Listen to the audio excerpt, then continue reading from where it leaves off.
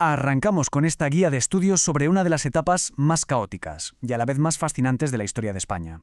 El objetivo principal de nuestro análisis hoy va a ser desentrañar paso a paso la tremenda inestabilidad política de esta época. Hablamos de la transición desde un antiguo régimen absoluto hacia un sistema liberal. Son 4 décadas que van desde la muerte de Fernando VII hasta 1874, marcadas por conflictos internos feroces y un choque constante de ideologías. Vamos a ver cómo a base de muchísimo ensayo y error se terminaron sentando las bases de la España moderna. Nuestra hoja de ruta es muy clara. Primero, abordaremos la transición y el conflicto dinástico. Después, las guerras carlistas, el reinado de Isabel II, el sexenio democrático, la Primera República y, para cerrar, las bases del Estado liberal. Para ponernos en contexto, pensemos en este periodo como una auténtica montaña rusa temporal. Empezamos en 1833 con el detonante, la muerte de Fernando VII. De ahí saltamos a 1843, cuando Isabel II coge por fin las riendas. Luego llega el gran punto de ruptura, en 1868, con la Revolución Gloriosa. En 1873 probamos un cambio radical con la Primera República y terminamos en 1874 volviendo a la casilla de salida monárquica, pero, eso sí, con un país totalmente transformado. Vamos con la primera etapa, la transición y ese inmenso vacío de poder en 1833. Imaginemos la situación. Año 1833. Muere un monarca absolutista con todo el poder y la heredera al trono, Isabel II, resulta que es solo una niña.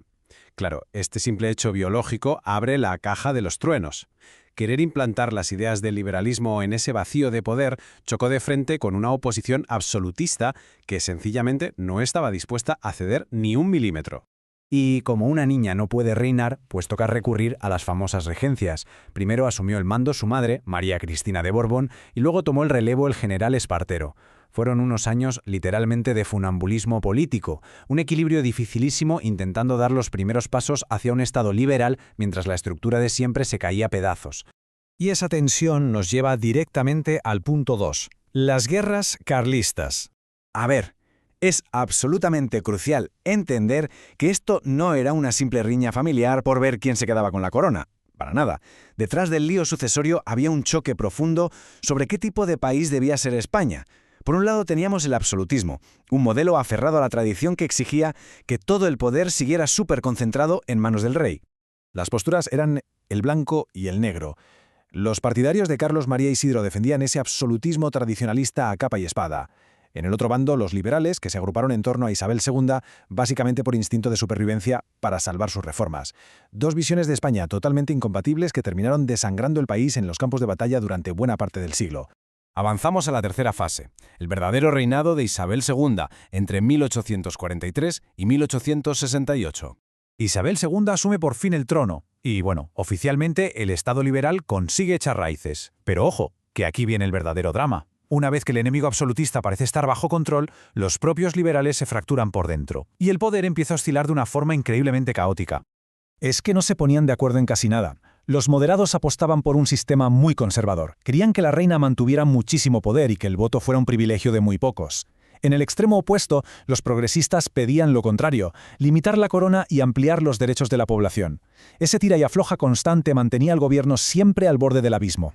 Y como parte fundamental de esta guía para entender la inestabilidad política, hay que destacar algo. Este efecto de ping-pong ideológico casi nunca se resolvía en las urnas, se resolvía por la fuerza. Fue la gran era de los pronunciamientos militares. Cuando un general daba un golpe, quitaba unos y ponía otros. Una espiral que no hizo más que cronificar el caos.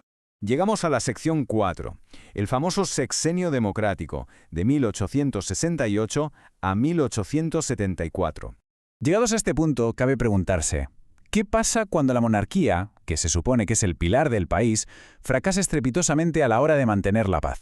¿Qué opciones quedan cuando la corona ya no se ve como la solución, sino como el problema principal? Pues la respuesta fue contundente. La Revolución Gloriosa de 1868. El hartazgo generalizado llevó a expulsar y destronar a la mismísima reina. Fue un cambio de paradigma bestial.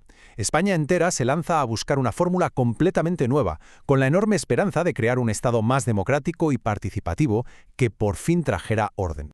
El primer invento fue, curiosamente, intentar traer un rey desde fuera. Importaron a Amadeo I de Saboya, pensando que un monarca extranjero, neutral, podría hacer funcionar el invento constitucional. Pero claro, la teoría es una cosa y la práctica otra.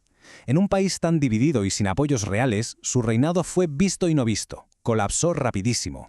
Y así aterrizamos en la quinta etapa, la Primera República Española, en 1873.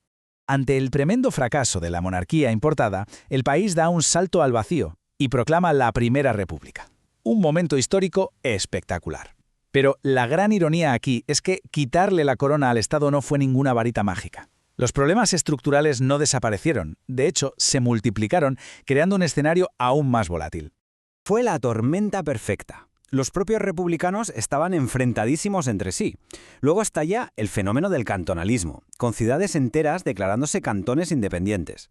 Y por si fuera poco, el problema de fondo de las guerras carlistas seguía activo. Con ese peso tan gigantesco, era materialmente imposible que el régimen aguantara en pie. Vamos a la sección final, la número 6, la conclusión y las bases del Estado liberal. Después del colapso de la República, la enorme montaña rusa llega a su fin en 1874 con la restauración borbónica en la figura de Alfonso XII. Pero atención, porque todas estas décadas de ruido no cayeron en saco roto. El absolutismo antiguo había quedado enterrado para siempre, y al final las bases para un Estado liberal moderno en España ya estaban sólidamente asentadas. Para cerrar nuestro análisis, nos queda una reflexión fundamental.